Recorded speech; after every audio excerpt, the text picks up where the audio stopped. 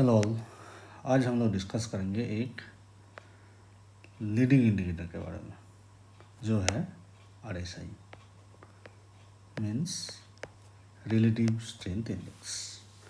ये relative strength index का एक पैरामीटर देना होता है। ओके, जैसे बाय डिफ़ॉल्ट आप कोई भी साइड में जाकर देखोगे, मैं दिखाऊंगा अभी। That is by default 14 period का होता है।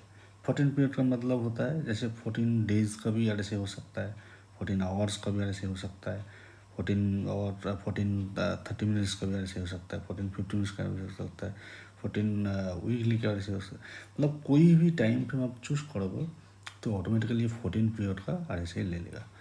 अभी कोई किताब में और कोई मतलब इन्वेस्टोपीडिया और इस टाइप का जो एजुकेशनल साइट होता है, आप जाके देखोगे तो यहाँ पे एक एक्सप्लेनेशन ऐसी है कि अगर RSI मोर देन 70 होता है दैट इज ओवरबॉट,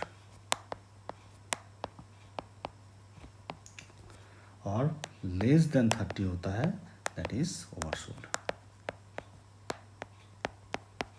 ओके, तो ये जो एक्सप्लेनेशन है, ये ओवरसोल्ड ओवरबॉट, ये लेके आप अगर इन्वेस्ट करना चाहोगे और ट्रेडिंग करना चाहोगे तो मुश्किल हो जाएगा। मतलब you cannot make money with the simple concept like more than 70 so overbought, so मैं इसको सेल कर देता हूँ, और लेस देन 30 ओवरसोल्ड तो मैं अभी इसको बाई करता हूँ।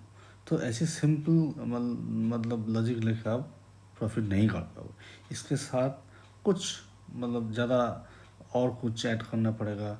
व्हेन यू ऑब्जर्व समथिंग और you need to add with the other thing also, then only you can understand actual movement कहाँ पर होगा। चलो मैं साइड में जाके देखते हैं। जैसे ये निफ्टी, यहाँ पे एक चार्ट दिया हुआ है charting.com में।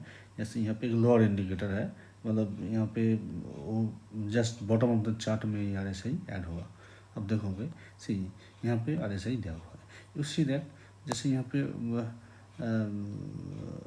यू सी दैट यहाँ पे जो है जहाँ पे RSI अराउंड 70, तो ये गिरने लगा है। यहाँ पे देखो RSI 70 है लेकिन और थोड़ा गया है, फिर जब वो नीचे आ रहा है, 70 से नीचे आ रहा है, फिर वो गिरना चालू हो गया। ठीक है, अभी 30 के आसपास यहाँ पे देखो, जब 30 के आसपास है वो उठना चालू हो गया। यहाँ पे देखो जब 30 के आसपास है वो फिर उससे उठना चालू हो गया। तो ऐसे ही आप मतलब इसको प्रेडिक्ट कर सकते हो कि RSI अगर इस रेंज पे है तो उसको बाइंग कैसे आता है, अगर RSI हायर रेंज में है तो उसको सेलिंग कैसे आता है। ठीक है, तो मैं जो यहाँ पे करता हूँ, जैसे वो 17 के पास आता है ओवरबॉट सिचुएशन पे, और फिर वो गिरना चालू होता है, फिर उसी को गिरना मान जाता है। जैसे 70 क्रॉस कर गया लेकिन तुरंत नहीं है, उसको फिर से गिरना चालू होगा, देन वो मतलब फॉल होगा। अगर 30 के आसपास आता है फिर अगर वो उड़ना चालू होता है। उसमें थोड़ा और एक्सपेंड करके जैसे से 1 ईयर अगर करके, तो 1 ईयर में क्या सिचुएशन हुआ है।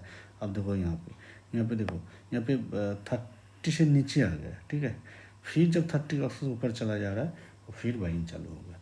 यहाँ पे देखो फिर 30 से नीचे आ गया, फिर जब 30 ऊपर था वो बाइंग चालू हो गया।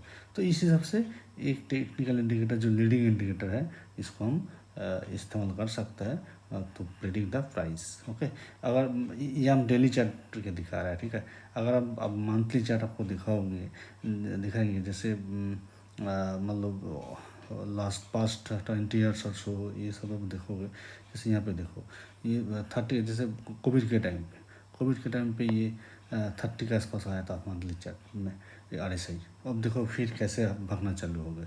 ठीक है, फिर ये 2016 में भी थोड़ा 30 के आसपास आया था, फिर देखो ये भागना चालू हो गया।